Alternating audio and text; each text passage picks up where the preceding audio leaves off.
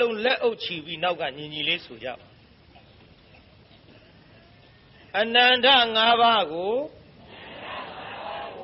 ရှစ်ခိုးပါ၏ဗျာဆိုလေ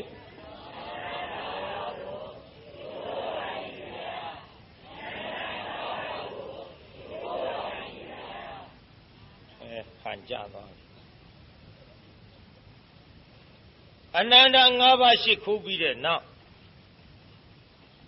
ဒီကနေ့တော့ဘုန်းကြီးတို့ဒုက္ခသစ္စာပြီးဆင်းရဲတဲ့အကျိုးသစ္စာတတ္တဝါတိုင်းရောက်လာတဲ့တရားနာပရိသတ်ကြီးပါဘုန်းကြီးတို့ပါဒုက္ခသစ္စာကတော့လက်ငင်းခံစားနေကြရဒီဒုက္ခသစ္စာခံစားနေရတော့ဘယ်လိုကြောင့်ဒီဒုက္ခသစ္စာဆိုတဲ့အကျိုးသစ္စာရလာသလဲသမုဒယလို့ဆိုတဲ့အကြောင်းသစ္စာကြောင့်ခင်ဗျားတို့ဒီဒုက္ခအကျိုးသစ္စာကြီးရဒီခန္ဓာ၅ပါးရလာကြတဲ့ကဘုရားကိုယ်တော်မြတ်ကပိစုပါဒာနဲ့ခန္ဓာပြီးဒုက္ခလို့ဟောထားတော့ဓမ္မစကြာရွတ်ကြဖတ်ကြရကြနာကြဘူးတဲ့ပုဂ္ဂိုလ်တိုင်းသိကြတော့ဖြစ်သည့်အတွက်ဒီဒုက္ခသစ္စာရလာတဲ့အကြောင်းတရားကိုဒီကနေ့ပေါ်လွင်အောင်ဟောမှာဖြစ်သဖြင့်ဘုန်းကြီးပေးထားတဲ့နာမည်လေးဒီကနေ့ကြောက်ခဲလေးရဲ့ဘဝဆုံးရှာပြီရေးသားကြီးပါတယ်တော့ဒီနေ့ဟောမှာကြောက်ခဲလေးရဲ့ဘဝဆုံးရှာပြီကြောက်ခဲလေးဆိုလို့လမ်းပေါ်ကကြောက်ခဲမဟုတ်ပါဘာကြောက်ခဲဆိုတာတော့ခင်ဗျားတို့ပေါ်လာလိမ့်ရှင်မရတာဖြစ်ဟိုလမ်းပေါ်ကကြောက်ခဲမဟုတ်ရင်ဟောမိုးကုတ်ကထွက်နေတဲ့ယရနာကြောက်ခဲလားဗျာမဟုတ်ဘူးပေါ်လာပါလိမ့်ကျွတ်တို့သုံးလောကထိုထားသဗ္ဗညုမြတ်စွာဘုရားသခင်ကိုရောမြတ်ကြီး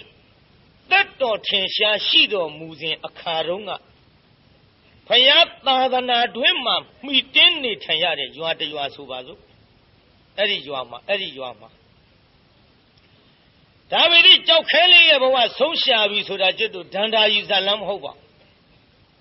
လုံးချင်းဝတ္ထုတွေကလည်းမဟုတ်ပါကာတွန်းဇာလမ်းလည်းမဟုတ်ဘူးပြိတ္တာတိကင်ဂုတ်တရပါဠိတော်၎င်းတော့မနောရထပုရဏီအမည်ရှိသောအထကထာ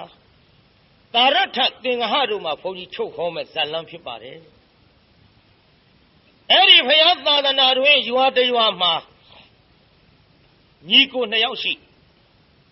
အကိုလို့သူကမောင်ကြောက်ခဲညီလို့သူကမောင်ကြောက်သေးညီကိုနှစ်ယောက်ရှိကြအမေနဲ့ဆိုတော့သားမိသားဖ3ယောက်သားမိ3ယောက်ပေါ့လေအဖမပါဘူးအမေနဲ့သားမိ3ယောက်နေထိုင်လာလိုက်ကြတာအကိုဖြစ်တဲ့မောင်ကြောက်ခဲကရိုးသားညီလို့တဲ့မောင်ကြောက်သေးကြတော့နည်းနည်းလေးဆန်းခင်ဗျားတို့ကျွတ်တို့ခေလဲပရိသတ်ကြီးအကြီးနဲ့အငယ်ဘယ်သူကဆန်းတော့အငယ်ကဆန်းမှတ်ထားပေါ့ဆန်းရုံနဲ့မကဘူးအငယ်ကညစ်ပတ်ဘယ်လိုညစ်ပတ်သလဲညီကိုအရင်ပင်မယ်လို့ညီညစ်ပတ်ရင်အကိုခံရတိုင်းရမ်းပြီးတော့မညစ်ပတ်နဲ့အကိုဘက်ကလည်းမြောက်ပေးမယ်လို့ရှိတတ်တယ်မြင်မလားဟိုရှေးတုန်းကညီကို2ယောက်ဒီအဖေသေးသွားတော့အမွေခွဲကြတယ်ကြံရစ်တဲ့အမွေကစောင်းတစ်ထည်နဲ့နမတကောင်များစားပဲကိုကြီးရဲ့တဲ့ခုရှုံးမှနောင်ရှင်းအမွေခွဲမှညီလို့တဲ့ကောင်ကညစ်ပတ်စောင်းကြီးအလဲကောင်ကပန်းယူရင်စောင်းကြီးပြက်ယုံရှိမှခမည်းမလုံကျွန်တော်မလုံချုံမဖြစ်ဘူးသေးသွားပြီဒီလိုလုပ်ရအကိုကြီးကနေချုံပါတဲ့ကျွန်တော်ကစောင်းကြီးညချုံရစီဘယ်လောက်ညစ်ပတ်စောင်းကနေအသုံးများသလားညအသုံးများသလားအဲ့တော့အကိုကြီးကခေါင်းငိမ့်နဲ့သဘောကောင်းတဲ့လူဆိုတော့ခွဲလိုက်ကြရောနှွေကမေ့မေ့ပြောက်ဆောင်းတွင်းကြတော့အကိုကြီးဖွင့်တုံပြီ ဟာညီလေးငါဆောင်ပေးပါဦးဟာအိုးဘာဆိုင်တို့များခမရနေပိုင်တာအေးဟုတ်သားပဲပစိုးနဲ့ကိုရမနေ့မိုးလင်းတော့စောင်းကြီးလာဖို့ကိုကြီးရော့တယ်စောင်းဘာလို့ဘောတော့ကချွတ်ထွက်တဲ့ချိန်မှာငါရှိလာဖို့ထားခဲ့အဆင်မပြေဘူးနောက်နမကြီးအမွေခွဲကိုကြီးရဲ့တဲ့နမကြီးအလဲကောင်ကပိုင်းယူရင်လဲနမကြီးသေပြီးအမဲသားစားပြီးအရှိသဖြင့်ကျေးဇူးရှိမှာမဟုတ်ဘူးဒီလိုခွဲကြစို့နေရာပိုင်းပြီးတော့အကိုကြီးကနမကြီးရှေ့ပိုင်းယူပါတဲ့ကျွန်တော်ကနောက်ပိုင်းသုံးမရစီတေချာနားထောင်နော်ရိသကြီးနွားရှေ့ပိုင်းကအစာစားသလားနောက်ပိုင်းကအစာစားတာရှုပ်မနေနဲ့အကိုကြီးနွားချောင်းခိုင်းနေရှင်းလို့နွားတို့ကဘယ်ကထွက်နောက်ပိုင်းကထွက်သူနွားတို့ညှက်တော့မဲအကိုကြီးနွားချောင်းခိုင်းပြီးတော့ခွဲကြရောဟာညီလေးနွားချောင်းဆိုတော့ဘာဆိုင်တို့မြခမရှေ့ပိုင်းကစားတာဟာဟုတ်သားပဲနောက်နွားတို့သူကညှက်တော့ငါတိုက်ပါအောင်ဆိုတော့အိုးကျုံနောက်ပိုင်းကထွက်တာခမသောက်ချင်ရှေ့ပိုင်းကဂျိုညှက်တော့အဲ့ဒါလို့ဆိုးွားခဲ့တဲ့ကောင်တနေ့တစ်နိုင်ကြတော့အကိုကြီးလှုပ်သူတငယ်ချင်းတယောက်တွေ့မင်းပဲသွားမလို့လေဟာခမနဲ့တွေ့တာလှဗျာကျုပ်လေမအားလတ်လို့ခမအဖေသေးတုန်းကမရောက်မိဘူးညီကိုနှစ်ယောက်အဖေသေးပြီးတဲ့နောက်တင်းရှိကြရဲ့လားခမအေးမတင်တဲ့မဲဟာညီကိုချင်းဆိုတော့လည်းငါအသိခံရတာပေါ့ကွာလူကြီးဆိုတော့အတော်ဆိုးတဲ့ကောင်ကဲပြောသားမအောင်မြဒီလိုကွာစောင်းကြီးအဖေရှိတုန်းကအတူတူခြုံတာခုအလဲကောင်ကပိုင်းယူပြက်မှဆိုပြီးသူကညခြုံတယ်ငါနေခြုံတယ်ကွာအခုငါဆောင်းတွင်းဖင်တုံတာပေါ့အလွယ်ပါတယ်ဗျာမစားရတဲ့အမဲသဲနဲ့ပက်ပေါ့ခမညာဟောမြောက်ပေးတဲ့လူရှိတတ်တယ်ကောင်းတဲ့ဘက်ကအိုးရွက်နေတာကိုစလုံးအကောင်းနဲ့ပိတ်လို့မရဘူးဗျအိုးရွက်ရင်စလုံးအရွက်နဲ့ပိတ်မှတဲ့တယ်အေးမင်းကပုံလေးပတ်လေးနဲ့လှုပ်ဆောင်မဟုတ်ပါဒါပေမဲ့ခမညာကဘယ်ချိန်ပိုင်းလဲငါနေပိုင်းရင်စောင်းလာပို့တဲ့ချိန်ကစပြီးတော့ရေအိုးတဲ့ရေအပြည့်ထည့်ပြီးတော့တနေ့ကုန်စိမ်များပါဖြစ်ဟာကောင်ဖြစ်ပါမလားအောင်မယ်ခရသနာသလားမသနာပါဘူးကွာမသနာပါဘူးငါမှမညာတဲ့ကောင်ဒီတိုင်းလို့အေးကောင်းပြီဆိုပြီးပြန်သွားအကိုကြီးရော့တယ်စောင့်ထားခဲ့ဆိုပြီးရေအိုးတဲ့ရေအပြည့်ထည့်ပြီးတနေ့ကုန်နှစ်တယ်စောင်းချုံချင်းကြတော့လာပြီဟုတ်ကောင်ကိုကြီးစောင်းရောအဲ့ဟိုမှာရေအိုးလက်ညှိုးထိုးဗျစောင်းမေးတာဗျအဲ့ဒီထဲမှာကွာနှိုက်ကြည့်လိုက်တော့ရေတွေနဲ့နစ်ဟာကိုကြီးခမပိုင်းနဲ့လောက်တာအားဆိုင်တော့ကွာငါပိုင်တဲ့ချိန်ငါစိတ်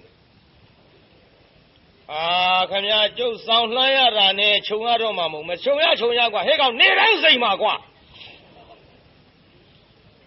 မင်းငါကြတော့မပေးဘူးငါပစိုးလေးနဲ့ကိုရ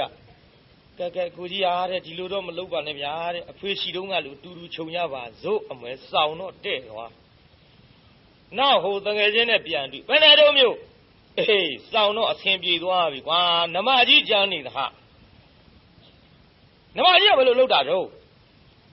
နေရာပိုင်းခွဲတာတဲ့ကွာငါရှေ့ပိုင်းပြီသူကနောက်ပိုင်းယူ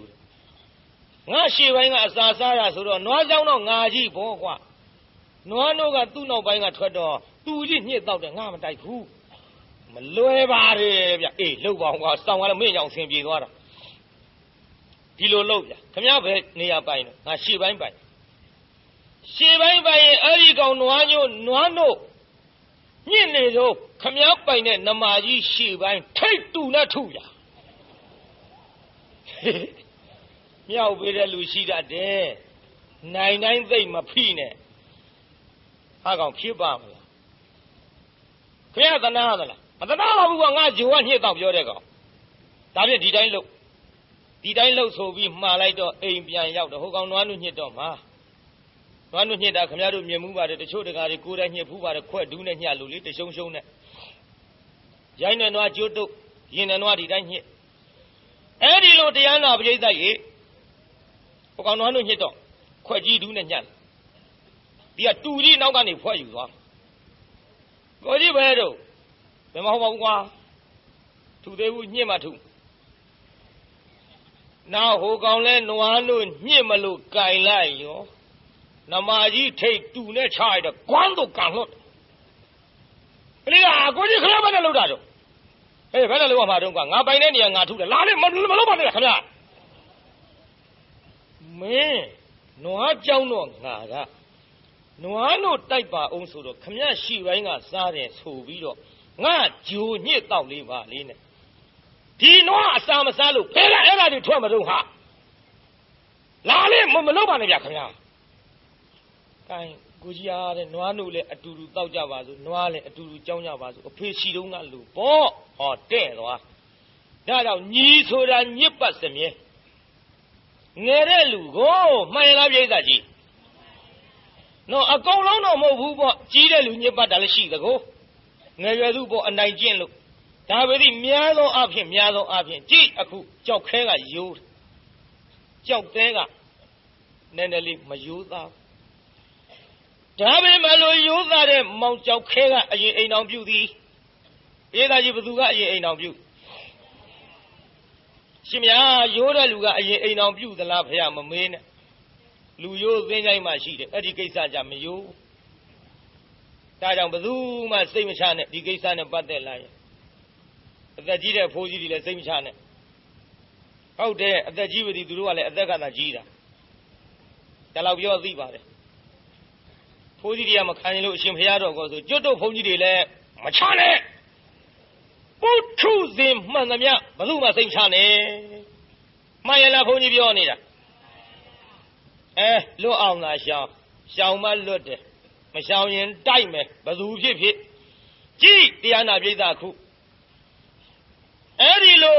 ရိုးသားတဲ့မောင်ကြောက်ခဲအရင်အိမ်တော်ပြုတော့သူတို့အိမ်လူတယောက်တိုးသွားပြီပေါ့တိုးဘူးလားပိဋကကြီးအကိုရဲ့အကိုမယားရဲ့ညီလို့တဲ့လူရဲ့၄ယောက်ဖြစ်သွားပြီသူတို့ရဲ့အမေရဲ့ဒီလိုနေလာခဲ့မောင်ကြောက်ခဲရတော်တဲ့နေ့စဉ်နဲ့မြထင်းကုတ်ထွက်ရထင်းကုတ်ထွက်တော့အိမ်နေခဲ့ရတာကမောင်ကြောက်သေးနဲ့မကြီးနဲ့မောင်ကြောက်သေးနဲ့မကြီးနဲ့နေ့စဉ်နေပါထိုင်မတွေ့ပါမြင်မာများလာတော့ပြောရအောင်ပရိသတ်ကြီးချင်းသီးနဲ့ဆာအတူထားတော့ပါဖြစ်အရေးပြောတယ်ကြွားသွားမေးတယ်ချင်းသီးနဲ့ဆာအတူထားဘာဖြစ်တုံးဆိုဒကမတယောက်ကအရေးထွက်ပါဗျာအရေးပြောတယ်ဆိုတော်သေး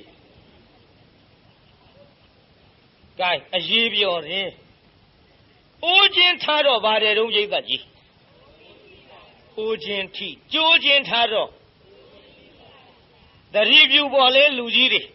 ကြည်ထားကြမိမလောင်ငင်ကတားတဲ့ဗျလောင်ပြီးမှညှိလို့လွယ်တာမဟုတ်ဘူးခင်ဗျားတို့လူကြီးတွေကခုခေတ်ပြစ်ထားတတ်ပါတယ်မတားဘူး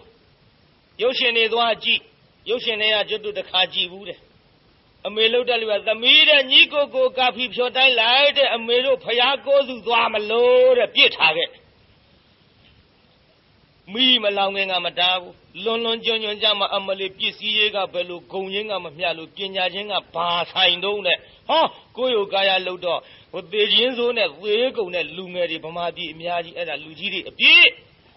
မြေထဲခုံချရတာနဲ့တာဂေတတရားဘောကဆင်းချင်းခုံချရတာနဲ့အစိတ်သောရတာနဲ့မှန်ရလားပြိဿကြီး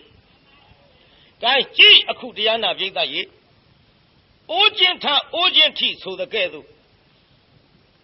မကြီးနဲ့မတ်နေပါထိုင်မှများလာတော့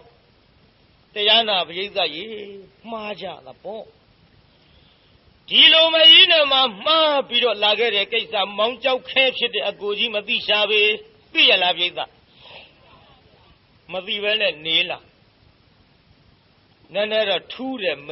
မိမထူးတာလဲ तू မသိဘူးဒီကနေ့တော့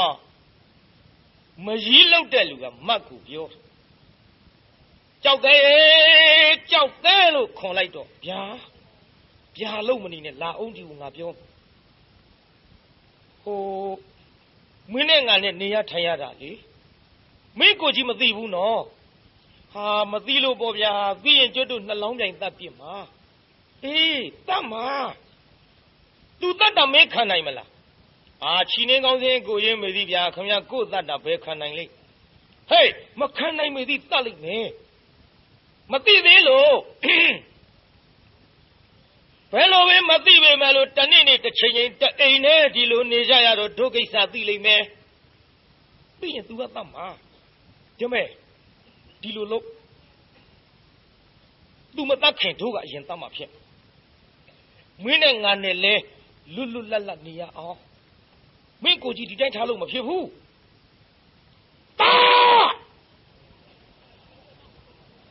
ခိုင်းပြီပရိသတ်ကြီးအဲ့ဒီလိုတတ်လို့ခိုင်းလိုက်တော့ကြောက်သေးလက်သီးကြစ်ပါအောင်ဆုပ်ဟင်မိမယုတ်ကြီးမိမကောင်းမှတ်ချီနှင်းကောင်းစဉ်အကိုရင်းကိုအသက်ခိုင်းတဲ့မိမယောက်ခရပေပြီးတော့လက်သီးနဲ့ထိုးမလို့ကြိတ်မလို့လို့တော့ဟေးကြောက်သေးအောင်မယ်မင်းကလက်သီးတွေပါကြီးဆုပ်လို့ငါ့ကိုမင်းထိုးမလို့ကြိတ်မလို့ပေါ့လေဟေးဓမ္မငါပြောတာနားထောင်စားမင်းအတွက်ငါပြောတာပါဒီလိုဆိုရင်ဖြင့်ကြောက်သေးငါမှားတယ်ပဲထားပါတော့ကွယ်ကိုင်မသတ်ချင်ရင်လဲနင်းနိုင်ပါတဲ့တော့ငေါ်လုံးလေးနဲ့မျက်နှာချိုသွေးပြီးတော့လာခဲ့ရမှာတရားနာပရိသတ်ကြီးဟောနောက်ရက်ကြတော့မောင်ကြောက်သေးမကြီးလို့သူကအကတ်မခံတော့ပရိသတ်ကြီးအကတ်ခံရလားတိုးလေးဖြေကြငါအိတ်ချင်ဖြေနော်ကြဲလောင်လေးပရိသတ်ကြီးမောင်ကြောက်သေးကိုမကြီးလို့သူအကတ်ခံသေးရလားနလန်တော့ထားဆရာကဆေးတို့တော့လွတ်သွားပါဒီလိုအကတ်မခံတော့တရားနာပရိသတ်ကြီးမောင်ကြောက်သေးနည်းနည်းဆင်းရဲသွားဟေးမင်းဘယ်တော့ဟောဗျာဘယ်တော့မေးနေရသေးလားကျုပ်ခမရှိလာတာလေဟေးမလာနဲ့ကွယ်မလာနဲ့ကြောက်သေးရဲ့အိုးဗျာခမကြီးမင်းအိုးဗျာမလုံးနဲ့တော့မင်းငါနာမကနဲ့တော့ဒီတော့ဘုန်းကြီးကပါဇန်းနဲ့ပြောတာခမတို့အဲ့ဒီနှစ်ယောက်မျက်စိနဲ့မြင်အောင်မှန်းကြည့်စမ်းဟာဗျာခမကြီးဟေးမင်းဟာရမလုံးနဲ့မကနဲ့တော့မကနဲ့မင်းဗျာမဗျာနဲ့သွားမကနဲ့ဒီမှာရင်တော့ကငါခိုင်းတာမှန်သမျှအကုန်ရအခုလေမင်းအကူတပ်ပါဆိုတော့မင်းကမရပဲကိုကွဒီမှာကြောက်သေးသွားငါနားမလာနဲ့ဆိုတော့မောင်ကြောက်သေးအပြင်းမဲ့ထွက်ပြီးတယောက်တည်းအတော်လေးစိတ်ဆင်းရဲသွားမှိုင်းရင်စဉ်းစားကြောက်သေးအကိုကိုအသက်ခိုင်းနေပြီအလေမင်းကလည်းမင်းလောကကြီးမိမတွေပေါ်သားနဲ့အကိုရမယားကိုမှမှားမိတဲ့ကောင်ဆိုတော့သူပြောတာဟုတ်တာပဲတရားကောင်းမလားတမယ်လို့អော်လိုက်တဲ့အတန်မကြီးကြတော့ထွက်လာတတ်မလဲငါကြံခံနိုင်ယူလားကွမိမဖြက်ပြေတောင်ပြက်တာဟေးကြောက်သေးမင်းလူတယောက်ငါအကြံမအောင်ဘူးဆိုတော့မိမဖြက်ပြေပြက်ဆိုတဲ့စကားဟာပြက်စီးသွားမှာပေါ့ကဲအစင်ဘိန်းတက်လိုက်ရအောင်ရေနစ်ရဝါကူတာကောင်းတယ်ဆိုပြီးထွက်လာဟေးကြောက်သေးခင်ဗျာမင်းမိုင်လာကြီးလားကွမိုင်ဆိုဗျာခင်ဗျာကြီးကကျုပ်ပေါ့အရင်လိုမှမဟုတ်ခဲနဲ့မင်းကငါပြစ်တင်မလို့လားငါကအရင်လိုမဟုတ်ဘူးဆိုတော့မင်းကအရင်လိုဟုတ်ကဲ့လားကွမင်းကခိုင်းတာမှမရပဲကိုစဉ်းစားပါကြောက်သေးရဲ့တနေ့နေ့တစ်ချိန်ချိန်ကိုတို့ကိစ္စမင်းအကူကြီးမသိမရှိဘူးသိလာလိမ့်မယ်သိလာရင်ဒုက္ခပေးလာလိမ့်မယ်ကွဒါကြောင့်ငါပြောနေတာနော် မင်းအတွက်ပြောနေတာငါအကြောင်းထူးတာမဟုတ်ဘူးဗျာဟုတ်ကဲ့တတ်မယ်ကျုပ်တတ်မယ်ဘယ်လိုတတ်ရမလို့ပြေးသားကြီးတတ်တော့မတဲ့အကိုပြေးသားကြီးညီလို့သူကအကိုဘာလို့တော့မှကာမတတ္တိဟဲ့ညီငယ်နှမငယ်တွေမှတ်သွားကြကာ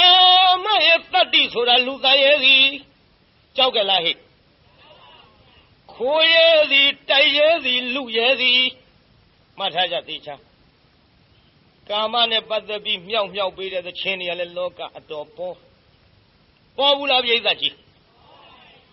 ပေါ်တယ်နော်အင်းဦးလားဟိုသခြင်းတစ်ပုတ်ရွှေဘုံကြီးပေါ်ဆန်ကျင်ဘူးတဲ့တဲ့အုပ်အပြက်ကလေးထဲမှာကဲပြိဿကြီးမေးအောင်ခင်ဗျားတို့မှန်တဲ့တိုင်းပြောသားမှာရွှေဘုံကြီးပေါ်နဲ့တဲ့အုပ်အပြက်ထဲဘယ်နေရာနေခြင်းငါလည်းရှာမပေးနိုင်ဘူးကွာကြာနော်ရွှေဘုံကြီးပေါ်နေခြင်းကြတာဘောဘယ်သူကတဲကိုပြက်လေးတဲ့နေနိုင်ပါမလို့ဒါပေမဲ့လို့ရွှေဘုံကြီးပေါ်နေရပေမဲ့လို့ကိုချစ်တဲ့သူနဲ့မနေရရင်သေရတာကမြတ်တယ်လို့ဆိုကြသည်တဲအိုအပြက်ကလေးတဲ့နေရပေမဲ့လို့ကိုချစ်သူနဲ့များမျက်နှချင်းဆိုင်ပြီးထိုင်ကြည့်နေရရင်အမလီထမင်းမစားရဘဲနဲ့ဗျိုင်တူငတ်သေးခြင်းသေပါစေပျော်တယ်လို့ဆိုကြသည်မှန်ရလားဒီတာတတိထားပေါ့လေပရိထားပေါ့ကာမတတ္တိဤတဲ့ဟိုသချင်းတစ်ပုဒ်ကရှိသေးထမရေကိုအတူတောက်ရစေတော့ဆိုတာဆိုဘူးလားဟိ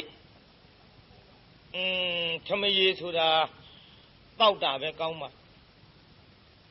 ရေးထားတဲ့သချင်းကတော့ထမရေကိုအတူရက်ရစေတော့ရက်လို့တော်ပါမလားပြိဿလူဆိုတာတောက်တာဟိပြိဿကြီးထမရေမတောက်ဘူးလားတောက်ဘူးတယ်တို့လည်းတောက်တယ်အပုတ်နိုင်တယ်ထမရေတောက်ကြခွေးတွေကများငါစိတ်ဆိုးမလားမသိတောက်ကြထမရေဆိုတာတောက်တာရှာနဲ့ကုန်းရက်သလားဇွန်းနဲ့တောက်သလားဒါကြောင့်ထမရေအတူရက်ရစေတော့ဆိုတဲ့သချင်းလေးပြင်လိုက်ရင်ကောင်းထမရေကိုအတူတောက်ရစေတော့ဒီလိုဆိုရင်ကောင်းဘူးလားတောက်တာကောင်းပါတယ်ရက်လို့ရတဲ့နောက်ကအရှည်ကြီးထွက်လာရင်ဒုက္ခမြောက်ဝေးတဲ့သချင်းတွေနဲ့ပတ်သက်ပြီးတော့ပြောပါတယ်စာရေးတဲ့လူတွေအပြစ်တင်တာမဟုတ်ပါဘူးပြိဿဒီတဲ့ဟိုသချင်းတစ်ပုဒ်ကရှိသေးအမလေးကောင်းဝင်ကဖိုးရွှေလာကြီးလှမ်းမေးတဲ့သူချစ်သူများတွေ့ရင်တဲ့ပြုံးယုံလေးပြုံးပြလိုက်ပါမဟုတ်ပါဘူးဒီလာကြီးကပြုံးယုံမကလို့ဖျဲပြတော့အဲ့ဒီကောင် तू သိမလားလို့ကာမတတ္တိထင်ပြီးထင်ရပေါ့ကျွတ်တို့လည်းအဲ့ဒီထဲပါဝင်ပေါ့ကာမတတ္တဝါတွေဆိုတော့ဒီတဲ့ဟိုသချင်းတစ်ပုဒ်ကရှိသေးသူချစ်သူပဲရှိတော့နဲ့ဖားကလေးသွားမေးပြောလိုက်မှဖားလေးကကွက်နဲ့ဒီကောင်နေဖားမေးလို့ပေါ့ငါပဇွန်လုံးသွားမေးတဲ့ချင်းနဲ့ဟိုရင်းညှက်လွတ်လိုက်ချီမနော်ကာမတတ္တိဆိုတာဒီတိုင်းပဲပြိဿအဲ့ဒီကာမတတ္တိပြင်းထန်လာတော့အခုမောင်ကျောက်သေးကအကိုလုံးသူကိုတတ်တော့မရဲတတ်မယ်ဆိုပြီးဟောမင်းတာဖြင့်ရောရဲရင်ယူသွားမြစ်စိတ်ကစောင့်မင်းအကိုကပြန်လာရင်ရေချိုးကောင်းလျှော်လွှတ်လိုက်မယ်ရေချိုးကောင်းလျှော်လွှတ်လိုက်လို့မြစ်စိတ်ရောက်တဲ့အချိန်ခါမှာရဲတင်းနဲ့သာမင်းအကိုရဲ့လေဘင်းပိုင်းချလိုက်တော့ခိုင်ရဲဆက်ကြီးအဲ့ဒီနေရာမှာတရားနာပရိသတ်ကြီးမောင်ကျောက်သက်ထွက်သွားမြစ်စိတ်ကစောင့်ကတစ်ပင်ရင်းကနေပြီးတော့ရဲရင်ကြီးနဲ့စောင့်ပြန်လာပြီးကြောက်ခဲထင်းစီထမ်းလို့ကဲနဲ့အရင်တော့ကထွက်မကြိုတဲ့မိမဒီကနေ့သူ့လင်သားမောင်ကျောက်ခဲကိုထွက်ကြိုသည်ရေသာရင်တော့ကကြိုရလားမိမထူးနေတယ်ဟောကိုကြောက်ခဲမလီတွတ်တောင်ပြန်လာပြီကြီးသားမောင်ချွေးတဲ့တန်းနေနဲ့မောလာလိုက်တာပဲထင်းစီလေးကြုတ်ကူချမယ်ချွေးတဲ့တန်းနေတုတ်ပေးလို့မယားထူးနေတာမသိဘူးတကားတွေမှတ်သွားကြယောက်ျားချင်းကိုချင်းစာလို့ဘုန်းကြီးဝင့်နေပေမဲ့မှားခဲ့အောင်မဲ့မိန်းမများကျွတ်တို့ထူးတဲ့နေထူးတယ်ဗျ ထူးရင်သတိထားကြည့်အခုထူးနေတာမသိရှာဘူးမသိတော့ကြည်သားမအောင်ငါမရအရင်တုန်းကငါထွက်ပြီးတော့ကြိုးပေါ်မရဒီကနေ့ငါကိုထွက်ပြီးတော့ကြိုးတယ်အရင်တုန်းကနဲ့ပိုချစ်တယ်နဲ့တူတယ်မသိဘူးပိုချစ်ပြန်တယ်မှတ်ထားနော်ဒီချာချာထူးတဲ့နေရာကိုသိရအဲ့ဒါလို့ပိုချစ်တဲ့ထင်ပြီးတော့တရားနာပြိဿကြီးဝမ်းမြောက်ဝမ်းသာနဲ့ပေါ့ဒီမဲ့ခုကြောက်ခဲတော့ကြိုက်တတ်တဲ့ချင်းဟင်္ကာသီးလေးကျုပ်အစာများများနဲ့မခါအောင်ချက်ထားတယ်ဒါပေမဲ့လို့လေချွေးရတန်နေနဲ့ရေချိုးခေါင်းလျှော်ပြီးမှတတ်နဲ့ရှင်းရှင်းနဲ့မျက်နှာချင်းဆိုင်ထိုင်းပြီးတော့မြိုင်မြိုင်စားကြတာပေါ့ခေါင်းလျှော်ကြည့်အောင်လေအေးပစိုးပေးဆိုပြီးတော့ဟောပစိုးလေးပခုံးတင်ပြီးထွက်သွားပြေသာကြီးထွက်သွားဗလားတရားနာပြိဿယူလိုက်တာမောင်ကြောက်ခဲသူ့ဘာမှမသိရှာဘူးယူဆိုတရားနာပြိဿကြားဘူးကြပါလိမ့်မရှေးတုန်းကအပြိုကြီးလင်မယားကြည့်မှာပေါ့ရှင်မယားအပြိုကြီးလဲဆိုရလင်မယားများဖြစ်မလားဗျာဟိုအပြိုကြီးလူပြိုကြီးဘဝမှာရလို့အပြိုကြီးလင်မယားရိုးပုံအပုံလေးပြောရအောင်ယောက်ျားကရောင်တုံးကြီးနဲ့မိန်းမကဘီးစပတ်ကြီးနဲ့40ကျော်မှရအဲ့ဒါသူများမြောက်ပေးလို့ရဒီရထဲလဲမြောက်ပေးတဲ့လူတွေကရှိတတ်တယ်မင်းတို့အသက်ကြီးပြီနော်တဲ့40ကျော်လာပြီတဲ့နေကောင်းတော့ကိစ္စမရှိဘူးတဲ့မချမ်းမာတဲ့အချိန်ခါမှာလင်ရမရရဲ့ဆိုမှကိုပြီးရင်ပြီးပြုစုမှာတဲ့ယူကြမြောက်ပေးရောမြောက်ပေးတော့ရရောရလာသည့်အထိမှန်တခါမှကြည့်ဘူးတဲ့လင်မရမဟုတ်ဘူးတနေ့တည်း၌ကြတော့အိမ်ဝိုင်းထဲကမိမလုတ်တဲ့လူကမှန်ဝိုင်းလေးတစ်ချက်ကောက်ရမှန်နဲ့ကြည့်လိုက်တော့ဘီးစပတ်နဲ့သူ့ရုပ်ပုံကြီးပေါ်တယ်ဟောကြည့်စမ်းပေချင်းဆိုဘာရိုးတဲ့အောင်းမိတ်ရိုးတဲ့အောင်းမိတ်ဒါ40ကျော်မှရလာပြီးတော့ကြည်သားမှတော့ဒါသူ့မရငယ်ဓာတ်ပုံမာပြီသူ့ရုပ်ပုံသူကြည့်ပြီဟိုလေကြည်သားမှပြီးစပတ်ကြီးနဲ့ချောချောခန်းခန်းကြီးတွေ့ကြသေးတာပေါ့ဖာလေးတဲ့ထည့်ထားပြီးတရားနာပြေသာနေ့စဉ်နဲ့မြတ်ဒီဓာတ်ပုံထုတ်ကြည့်ပြီးတော့ငိုတာသူ့မရငယ်ဓာတ်ပုံဆိုပြီးတော့နောက်လင်လုတ်တဲ့လူကတရားနာပြိဿရေချောင်းကြည့်ဒါမိမဖာလေးတဲ့ဘာလေးမှမသိဘူးထုတ်ကြည့်ဒါလေးကြည့်ပြီးတော့ငိုတယ်ဧကန္တတော့ဧကန္တပဲဘာဧကန္တမှလည်းငါမသိဘူးနောက်မယားမရှိတဲ့အခိုက်သူကဖာလေးဖွင့်ဖာကလည်းမယားရှိတော့ဖွင့်လို့မရဘူးကြည့်ကျင်တာကိုဖာလေးဖွင့်ပြီးတော့မှန်ဝိုင်းကလေးထုတ်ကြည့်လိုက်တော့ရောင်တုံးကြီးနဲ့တွေ့ဒါကြောင့်ကိုလို့ဆိုတဲ့ကြည်စမ်းငါမိမရိုးတဲ့အောင်မိလက်ဆက်တတ်တော့သူ့လင်နဲ့ဓာတ်ပုံဖာတဲ့ထဲထားသူ့နဲ့ငယ်လုံးငိုနေတာကိုတွေ့ကြသေးတာပေါ့ကျင်းနေတော့ပြုံးနဲ့မိမဝင်လာဒါဘာလို့တာဟေးဘာလို့ရမလဲကွာမင်းကိစ္စမင်းမသိဘူးကျုပ်ကိစ္စဘာတော့လုံးမနေနဲ့ကျမကြီးသားမိလင်ငယ်တာပုံအောင်မယ် तू ကတပြန်ကြီးပြောရတယ်အဲ့ဒါတောင်းမရင်ငယ်တာပုံမိလင်ငယ်တာပုံနှစ်ယောက်ဝေးမိမကပေးဘူးလူကြတော့လူရင်ယုံရင်ကုတ်ရင်ဖွဲ့ရင်နဲ့ဓာတ်ပုံလေးကဘေးထွက်သွားတော့မိမလုတ်တဲ့လူကဓာတ်ပုံကောက်သူတို့ဓာတ်ပုံထင်းနေတာပေါ့လေမှန်ကိုပဲဓာတ်ပုံထင်းနေတယ်လင်မယားတော့ဒီတိုင်းမထားဘူးတော့ဆရာဘုန်းကြီးသွားလျှောက်ဟေးမသွားနဲ့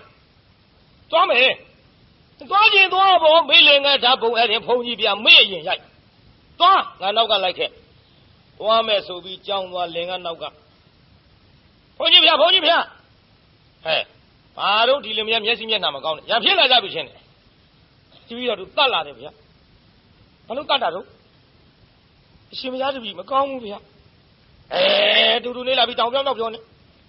ဟုတ်တယ်ဖေရရှင်မယားတပည့်မရင်ငယ်ထားတယ်ဖေရ40ကျော်မှဟဲ့မဟုတ်လားမဟုတ်ဘူးဖေရဘာကွာဟုတ်တယ်ဖေရဒီကောတဲရှုံးနေပါလားမဟုတ်ဘူးဟုတ်တယ် တပည့်တော်မရငဲ့ဓာတ်ပုံမဟုတ်ဘူးဗျသူ့လင်ငဲ့ဓာတ်ပုံဟုတ်တယ်ဗျမင်းတို့ကတဲရှုပ်ကိုကတယောက်ကမရငဲ့ဓာတ်ပုံတယောက်ကလင်ငဲ့ဓာတ်ပုံဟဲ့ပေးသားဆိုပြီးဘုန်းကြီးယူကြည့်တယ်ကရုံးကြီးနဲ့တွေ့မိုက်ပါဟာနင်တို့လောက်အားတယ်လင်မယားလောကရှိမထင်ပါဘူးတဲ့အားတယ်လင်မယားဘယ်မရငဲ့ဓာတ်ပုံလင်ငဲ့ဓာတ်ပုံမှမဟုတ်ဘူးဒါပြန်တော်မူသွားတယ်ငါဆရာဘုန်းကြီးပုံဟာ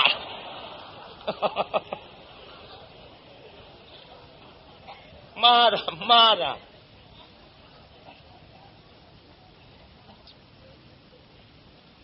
အမလေးဘုန်းကြီးကမှန်ဝိုင်းလေးချပြီးဖင်ထောင်းရှစ်ခိုးတာဆိုပဲပြိဿ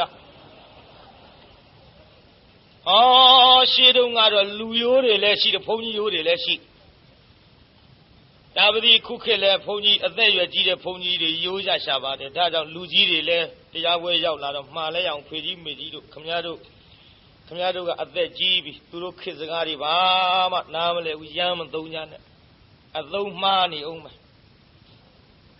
ရှိသေးတော့ရိုးတဲ့နေရာကထွက်သွားတယ်ကျုပ်လည်းဇက်ထုံမျက်ခြေပြတ်လိမ့်မယ်ရဲတဲ့နဲ့သွားစောင့်ဒီကလည်းတရားနာပြိဿပစိုးလေးပခုံးတင်ပြီးတော့မယားလေးရဲ့မျက်နှာမျက်စိတွေကမထွက်တဲ့ရောင်ပေါ့လေသူ့စိတ်ထဲထင်းနေမယားလေးပြောတယ်အသံနာတွေကမထွက်တဲ့ရောင်တကယ်မထွက်တာမဟုတ်ဘူးဟဲ့တော့အယောစိတ်ထဲကစွဲလန်းပြီးတော့မြစ်စေရောက်တော့ဆံမင်လေးဖာရချပြီးတော့ခေါင်းလျှော်လိုက်တော့အမလေးမယားလေးမျက်နှာကရေစမှလေရေထဲမှာတုံပြုံနဲ့တုံရောပေါ်ပြိဿဆံမင်လေးချလိုက်တော့ရေလေးကလှုပ်တဲ့အထဲမှာသူ့မယားမျက်နှာအရိပ်ကလေးသူ့မျက်စိထဲမှာမြင်နေတဲ့ရောင်တကယ်မြင်တာမဟုတ်ဘူးဟဲ့တရောင်မှတ်ထားဦးစိတ်ကထင်တာဝိပဿနာသားတွေပေါ့စောစောကဟောခဲ့တဲ့အတိုင်းပေါ့တချို့ကတရားလွန်ပြောကြတယ်မလီဒုက္ခနာကိုယ်လေးငါမျက်စိတွေကမထွက်ဘူးတဲ့လူတစ်ကောင်လုံးမျက်စိတွေကမထွက်ဒီမျက်စိဟောက်တော့ထွက်သေးမှာပေါ့ထင်တာဒီလိုမယားကလေးမျက်နှာပေါ်နေတဲ့ရောင်ထင်းပြီးတော့ကြည်နေခိုင်းဟောတရားနာပြိတ္တကြီးညီလို့သူကရဲရင်းကြီးနဲ့နောက်ကလာတဲ့ပြီးလေပင်စင်းချလိုက်တာဆိုကြတော့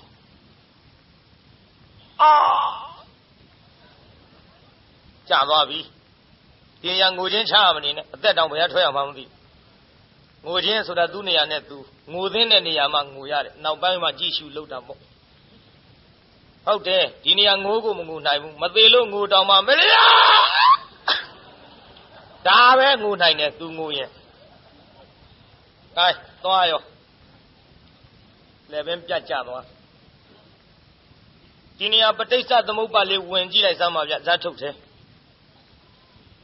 ပဋိစ္စသမုပ္ပါလေးဝင်ကြည့်လိုက်စမ်းပါဥပါဒဏ်မြဘယ်သူကလာပြီးတော့စဆက်တယ်လဲလို့ဆိုတော့တဏှာ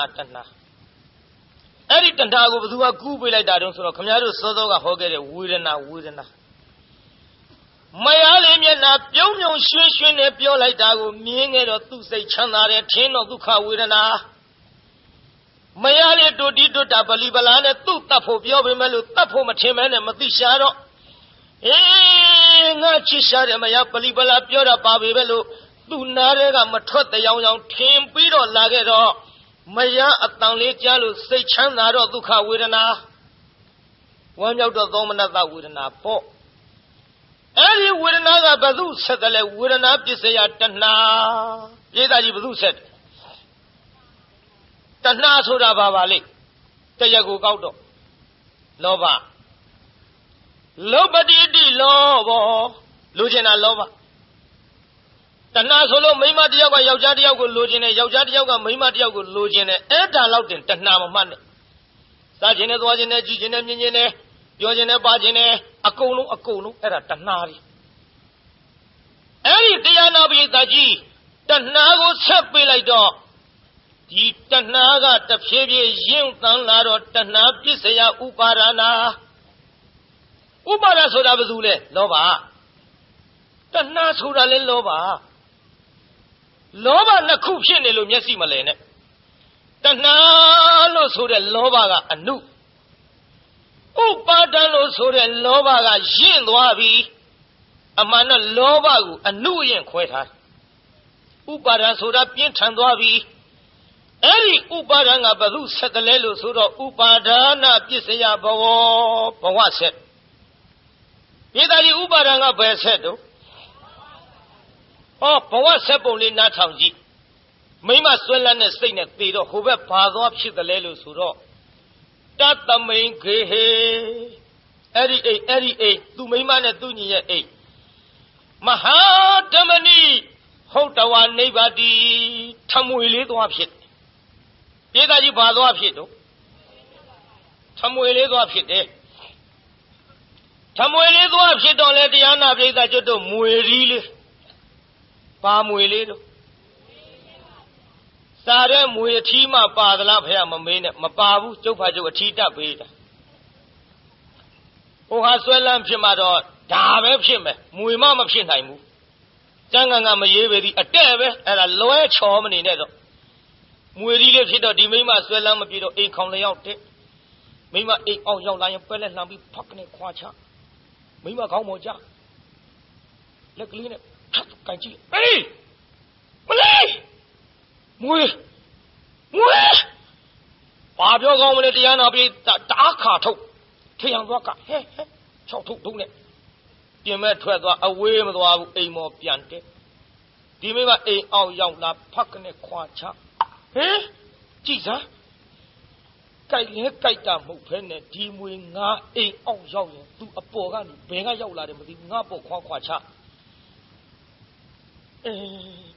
တန်တော့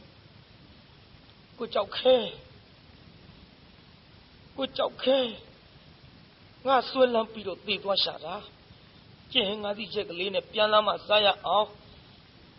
ငါမျက်နှာလည်းမျက်စိတွေကထွက်မှာမဟုတ်ဘူးငါအတန်းလည်းနားတွေကထွက်မှာမဟုတ်ဘူးငါဆွဲလန်းပြီးတော့သေတာဆွဲလန်းပြီးတော့သေရင်ဆွဲလန်းတဲ့နေရာဖြစ်တတ်တဲ့ကိုကြောက်ခဲကလည်းငါကိုဆွဲလန်းပြီးတော့သေသွားတာ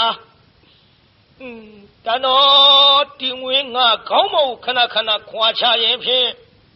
ကိုကြောက်ခဲတာသူပဲဖြစ်ရ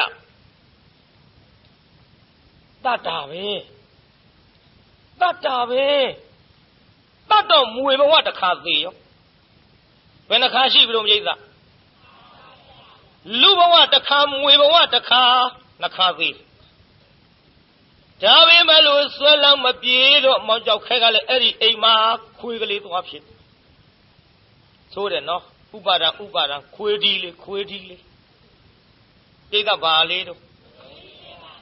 ဟိုဟာဆွဲလန်းဖြစ်မှတော့ဒါပဲဖြစ်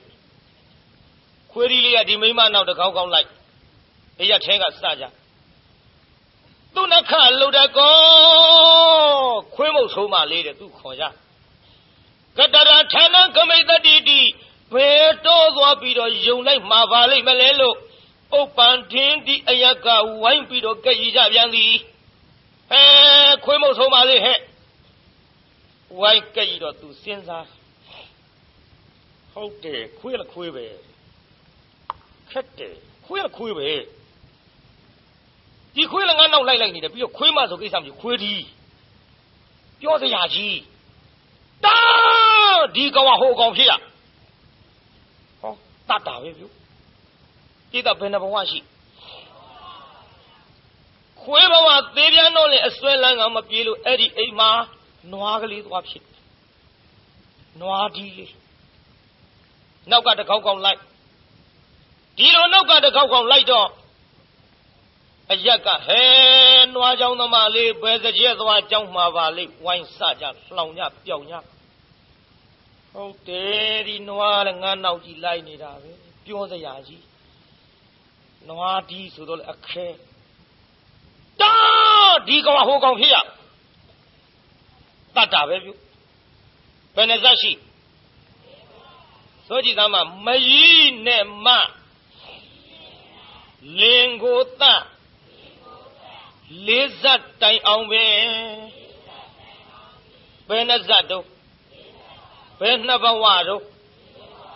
အဲ့ဒီလိုလေးဘဝတိုင်တတ်ပြီးလာခဲ့တာအစွဲလန်းကမပြေတော့ဟောဒီတခါတော့သူ့မိမဝမ်းထဲမှာသူ့ညီနဲ့ခတဲ့တန်ဒီပါဗျာ Swelam the Janano, Puji Fwaji in the Magaya. They can equal language, legan low. It's who I'm a then I move. Malay, I'm seeing, I thought it was any you came out. Legan. That's really a cat. So the Lanani, the Chomazaga lose one sound. I beg up being hard and I down some savu, the Kuradi 12. The Tamata with Maneluashi, the bear the Omadona, young one to Daji, my piano, the Vego. Lose the one sound at the Chomaza, that on Ko Lang Ko Jija.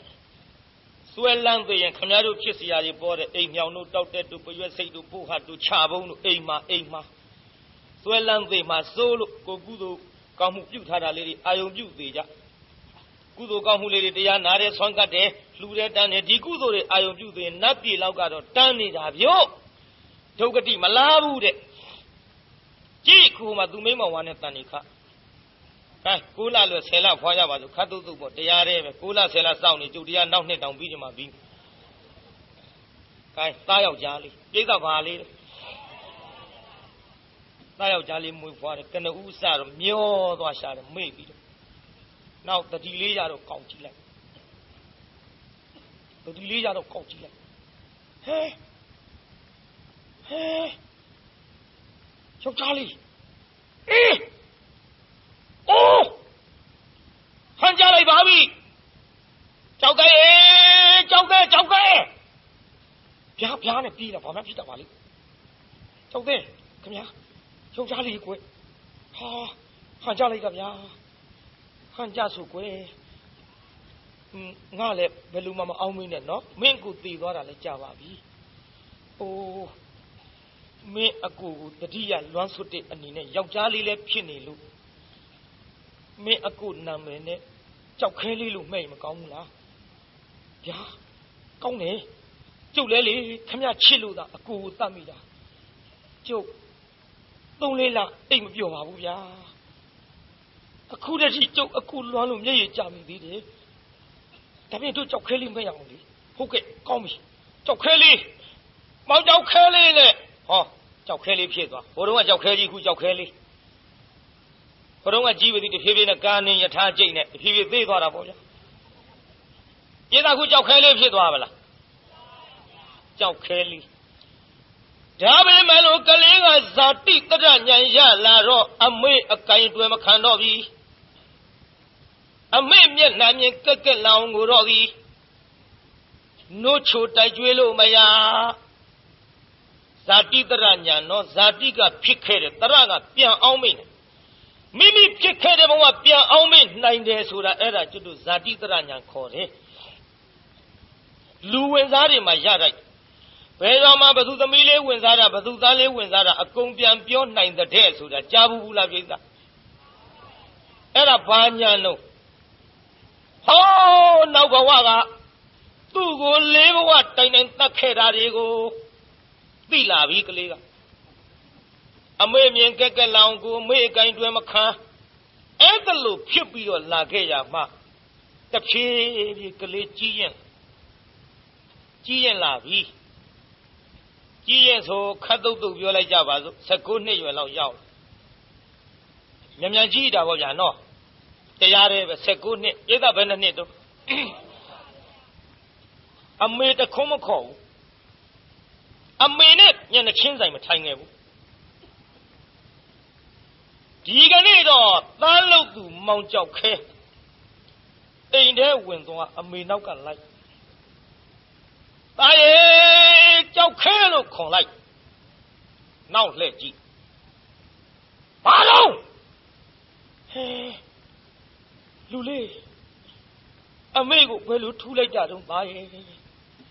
May I call a chilling on 2 was I? Barmado! Eh? A memo who? Near Namaya!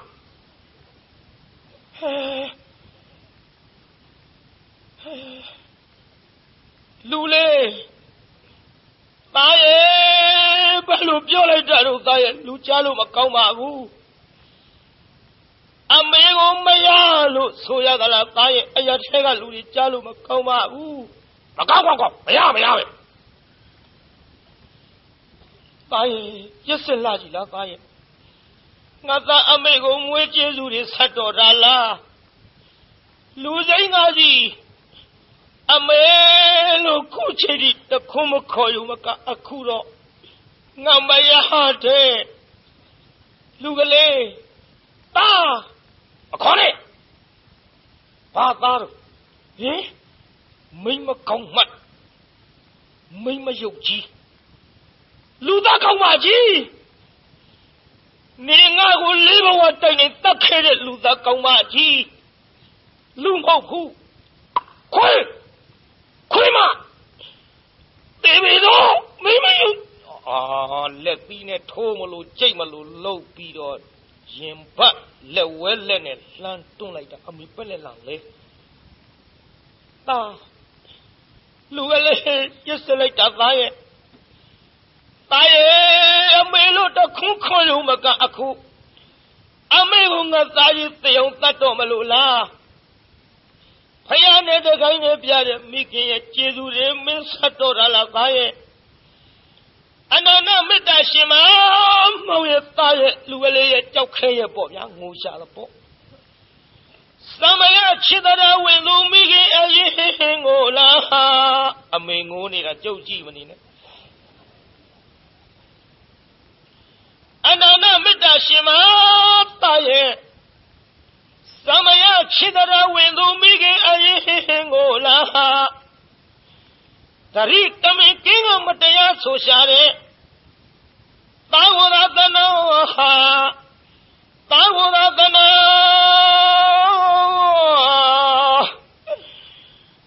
ဘိုးနေတာမိမကြီးကျုပ်ကယောက်ျားကံဖြစ်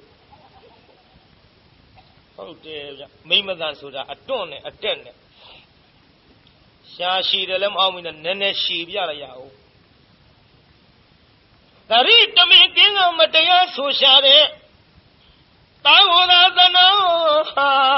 မိမသားဒီလိုလာရသာဝရသနောအမွေဒီလိုလာမဟုတ်အမကြပါဘူးကွာအဲ့ဒီလိုငိုတယ်ပဲမှတ်ပါမဆိုးကြပါနဲ့တာရဲ့ကြောက်ခဲရဲ့တမျိုးအထင်မှာကမေကိုစောကားရဲ့ဖြစ်တကယ်မကြငရဲရွာဆိုသွားရလိမ့်မယ်ကွယ်ဟမမင်းတာဝရစီလားအမေကိုတနာမိကရဲ့မေမောဆင်းရဲမှာလာဆိုပြီးငိုလိုက်ပုံတော့ဗျာဧသာအမေလို့သူငိုပလားငိုယုံမကဘူးမျက်စိကလေးမှိတ်ပြီးတတိလစ်သွားရှာလှုပ်တော့ဟာ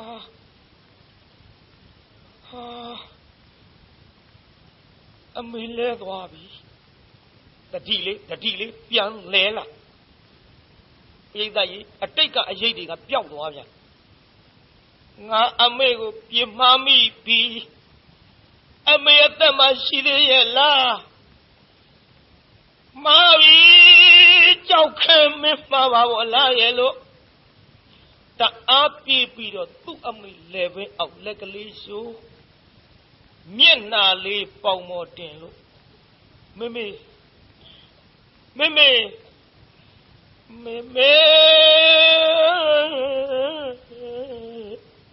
မပွဲတဲ့ဆိုဒီတိုင်းနေမှာမဟုတ်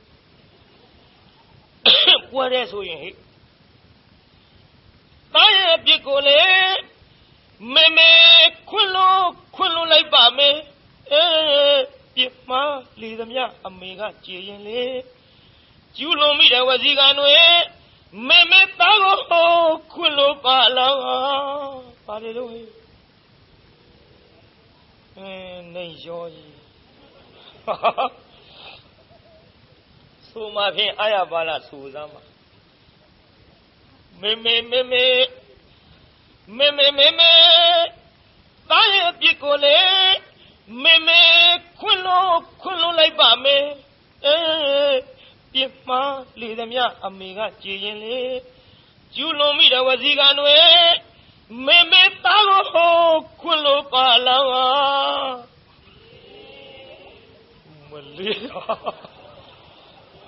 စီးကြိုက်ဝါကြိုက်ဖြစ်လာ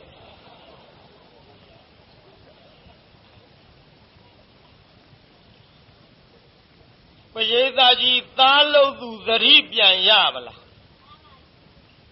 သတိပြန်ရတော့လေအမေမျက်စီလေးပွင့်လာဟောသားလူကလေးအဘလေး19နှစ်ရွယ်ရှိအမေတခွန်းမှမခေါ်ခဲ့တဲ့သားခုလေအမေလို့ခေါ်လိုက်တာအမေအားရလေချင်းသား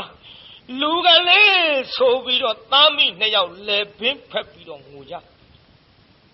ဝင်လာပြီအမေကြီးဟိုဘဝတုန်းကအမေပေါ့ဒီဘဝအမေကြီးပေါ့ဝင်လာဟဲ့နင်တို့သားအမိဘယ်လိုဖြစ်ကြတာတို့အဖွားကြီးကိုဗျာဆိုပြီးတော့အမေရင်ဝင်ထဲကပြေးထွက်ဒါအမေမဟုတ်ပါဘူးဗျာဘဝဟောင်းကအမေကိုမြင်လိုက်တော့အတိတ်ကအရေးတီပေါ်လာပြန်ပြီတရားနာပြိဿဒါအမေမဟုတ်ဘူးသူကလေကျုံမရဒီလိုပြောလိုက်တော့အဖွားကြီးပြူးသွားတယ်မျက်လုံး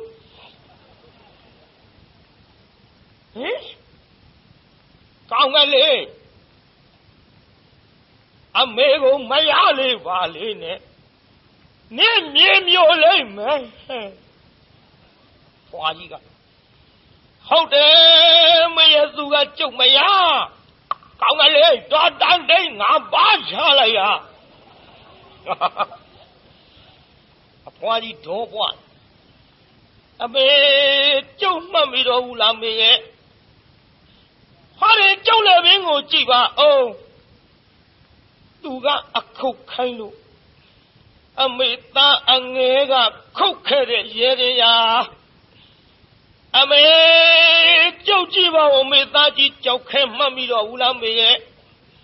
ခမည်းကမှကျုပ်အမေကျုပ်ကမှအမေသားသူကကျုပ်ကိုလေလူဘဝတစ်ခါရဲရင်နဲ့အစင်ခိုင်းကျုပ်ကသူ့ကိုဆွဲလန်းလို့မွေးဖြစ်ပြန်တော့လဲတခွေးဖြစ်တော့လဲတနွားဖြစ်တော့လဲတလေးဘဝတက်တဲ့သက်ခဲ့တဲ့လူသားကောင်းမကြီးသူကကျုပ်အမေမဟုတ်ဘူးခမည်းကကျုပ်အမေပါအမေရဲ့လို့လဲပြောလိုက်ပါလေရောအဖွားကြီးဟင်လူကလေးကြောက်ခဲအမလေးမသေးလို့တွေ့ရမဲနိုင်ပါအဖွားကြီးလွန်ခံပေါ့ကွာအဖွားကြီးငိုချင်းတဘိုးလောက်သာဆိုလိုက်ရင်ငါပါတော့ရွဲ့မှသေးကြတယ်ငိုချင်းကလည်းရေးမထားလို့ရေးထားရင်အဖွားကြီးငိုချင်းမသိမချပဲနေမယ်ဘုံကြီးမဟုတ်ဘူးငိုတယ်လို့မှပေါ့ဖိုးကြီးဖွားကြီးကြောင့်ပြောရတယ်ပါညောင်းလုံးဟုတ်တယ်ဖိုးကြီးတွေကတခါသကြိုးလေပိတ်ယုံလာဥပုသ်ဆောင်နေတာအဖွားကြီး9ရက်မှ10ရက်မှမသိလို့ဖိုးကြီးကမေးတယ်ဟေးအဖွားကြီးဘာတော့ဒီကလေးချီရဲ့လားတဲချင်းတော့နင်းငါချစ်လို့ယူထားအသက်ကြီးမှာပါ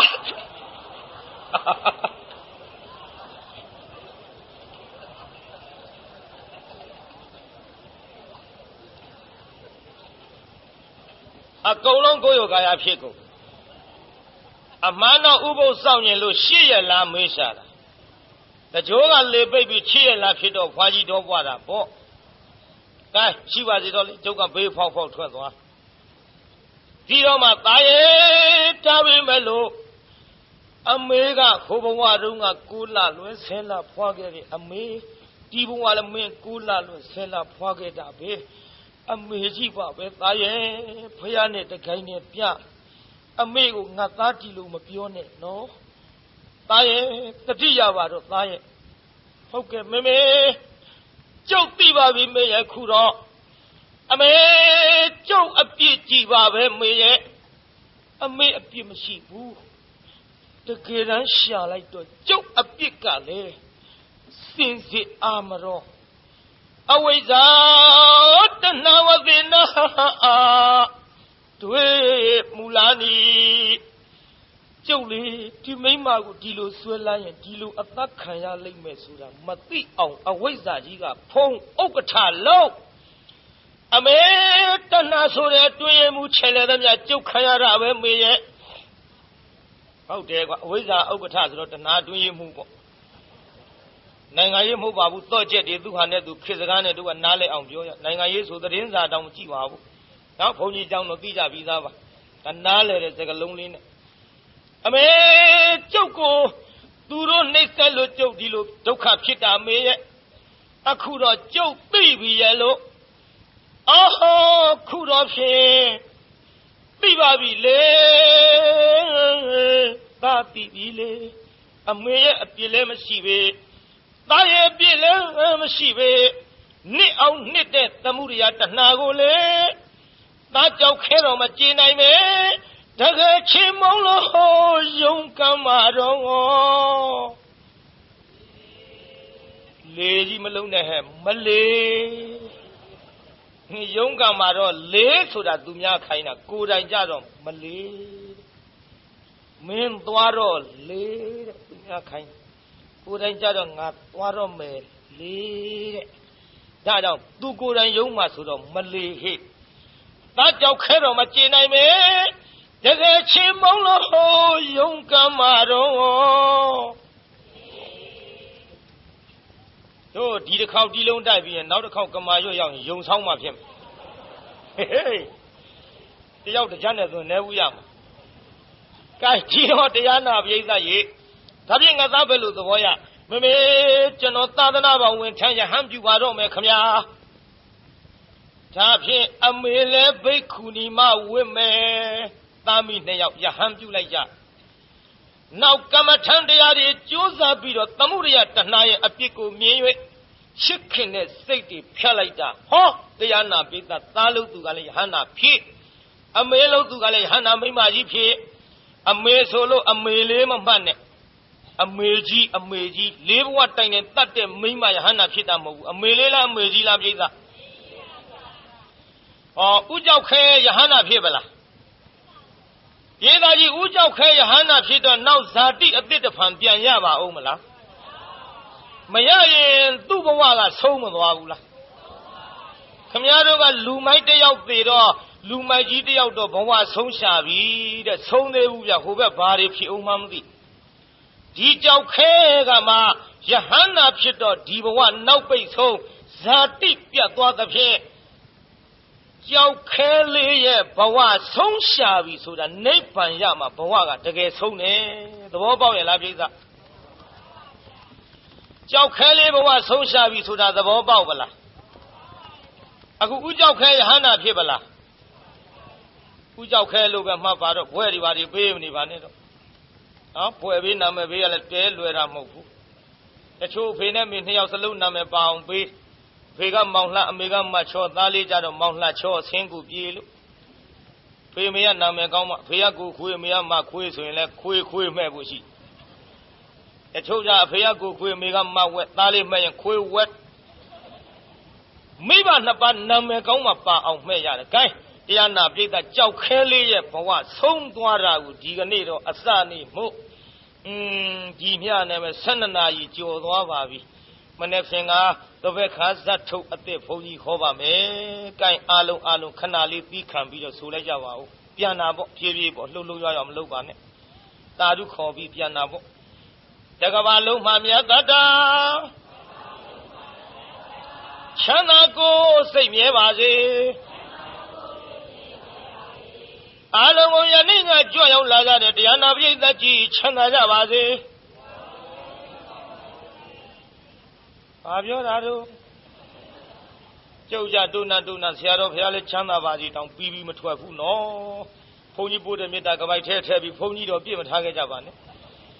အားလုံးယနေ့ညကြွရောက်လာကြတဲ့တရားနာပရိသတ်ကြီးကျမ်းမာကြပါစေကိုင်းအိမ်ပြန်ပို့ကြပါစို့အတ္တခေဟေပြောသမျှဟောသမျှတွေကသဘောမကျပဲအပြစ်တွေးခဲ့လျင် ခြေရင်းနဲ့ဖုံမုံစိတ်တွေပြစ်ပြသေးသည်တော်မိမိတို့အင်္ဂါဌာနသို့နေဝတ္တတို့သည်ခံရတာပြန်ကြပေတော့နေဝတ္တတို့မေတ္တာရေပခါဖြောင်းလိုက်မဲ့ပြစ်ပရာတွေဝေးရကမြန်းစီရောခြေသာဆွေကလျှံပြီးကိုစိတ်နှဖျားချမ်းသာစွာဖြင့်မှန်စွာမနေသာဓုလေးခေါ်ပြီးအောင်တောင်မနေနိုင်မဲနဲ့ပြန်ခြင်းလုံးလို့လှုပ်လှုပ်ရွရွလှုပ်နေတဲ့ဟာတွေညက်ဆောင်တော့ထိုးတော့မှထင်တယ်ပြန်မာလေတော့ပြန်ညစေကုန်သတည်း